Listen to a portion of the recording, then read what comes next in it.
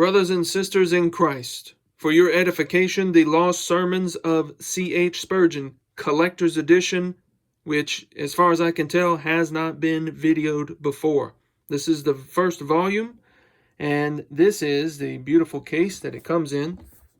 It actually has a lot of ringing endorsements on the back, which you can pause and read for yourself. And we're going to get right into it. This is a custom marble paper that an artisan actually had several pieces of different paints and actually put the paint on here just like it was when Charles Spurgeon's original notebook, which is where these sermon notes were found, was produced. And I'll show you that in a minute. Genuine leather on the outside, genuine leather on the spine. Look at this spine. It's one of the best you've ever seen. The Lost Sermons of C.H. Spurgeon. Look at that. Genuine leather, Smith sewn binding, actual gold foil on the paper. Not a spray-on gilding, but actual gold foil. Very thick, high-quality photo paper. And we're going to look at most of this, so stay tuned. And we actually have 2 more volumes to look at in separate videos, but for this particular video, Volume 1. High-quality photo paper. Charles Spurgeon, who we all know and love, who in 1857 promised his readers that he would publish his earliest manuscripts of sermons. But for 160 years, they were lost to history until several years ago, the notebooks in which he wrote his sermons down were found. And Lifeway and B&H Academic got together, called in some archivists, and took pictures and archived all of these sermon notes. There's actually 9 notebooks in total, 400 sermons, outlines, and things that were found. And this is the first volume. So, this is the collector's edition. All of the paper is high quality. And you can see the actual outline of what you're going to be finding. 76 sermons in this volume alone, detailing quite a lot. God's sovereignty, trusting your own heart, many different sermons. We're going to view them in just a minute. There's a lot of preface, introduction, how exactly things came about. I want to take a minute here. I'll need you to pause so that we can keep going through the video to view this on your own. But a actual outline, or timeline rather, of Charles Spurgeon's history and all of the context in which we know and love him. So you just pause there and read that.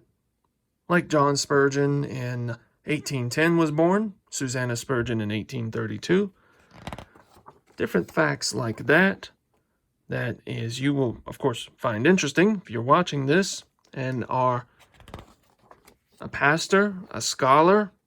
This will be very interesting information to you. So just pause on each one of these pages and you can zoom in if you're on your phone. And also, just so you know, if you're on your desktop and you're watching this, click down here in the bottom right. There's a little cog. And make sure that when that little cog menu pops up, that you're clicking at the highest viewing possible. If you're on a 4K screen, click that. And if you're on a phone, it's up here in the right. There's 3 little dots. Make sure that you click that for the high quality video.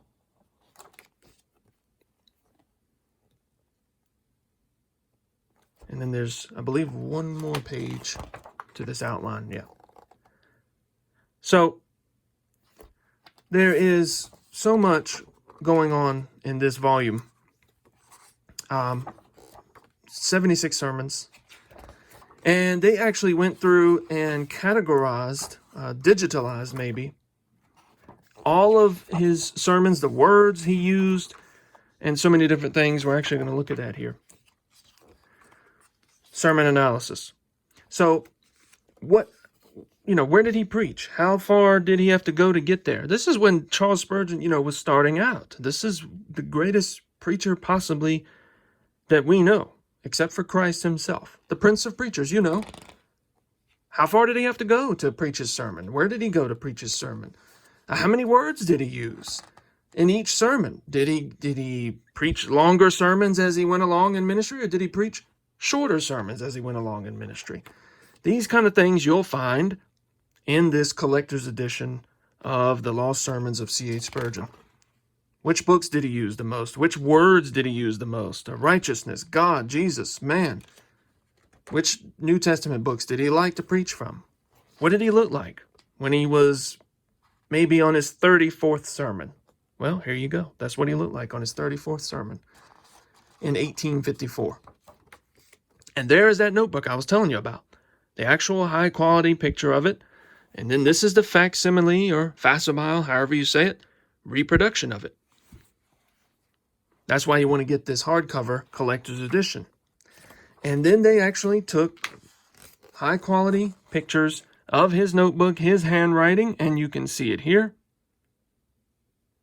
And then the different sermons, of course. And in this particular instance, there are 76 in this book, but they're organized by the books of the Bible. So if you're looking for a sermon on John 15, well, that's the 38th sermon. And so you could flip to that. But here is what all 76 of those sermons would look like. So it starts off on the left with actual handwriting from the sermon notebook of Charles Spurgeon in 1851, this is actually April 13th, 1851. Charles Spurgeon's actual handwriting. And then a breakdown of the actual sermon. So if you're a pastor and you were going to preach on Ephesians 1, adoption in Christ, here you go. You can't do much better than this. And it actually shows that he actually preached this sermon a couple of different times at different churches, different dates. And then there's all kinds of different backstory to the sermon, different notes. And then you get on to the second sermon. And so on it goes until you get through to 76 sermons. And this is such high quality, thick paper that it's honestly 576 pages long. This particular volume is 576 pages long. Just to give you an idea, it's 10 inches in length. It's almost 11. 10.9 inches in length. 7.8 inches long. And possibly the heaviest book that I own because of the high quality photo paper. So that's why this collector's edition is more expensive, harder to come by, and something you want to add to your library. So this is the end of the 76th sermon. And when you do that, you get into, I think it's pretty cool, an actual sermon index. Charles Spurgeon actually wrote an index for his own notebook. And then you can see it here. And they actually break it down. I'll show you in just a second what it is that they have archived for all of his sermons, which verses are referenced, what topics are referenced. You'll see that in just a second. This is the back of that notebook, the actual notebook of Charles Spurgeon. And then there's pictures of them actually taking the archive quality photos and things that you are able now to see.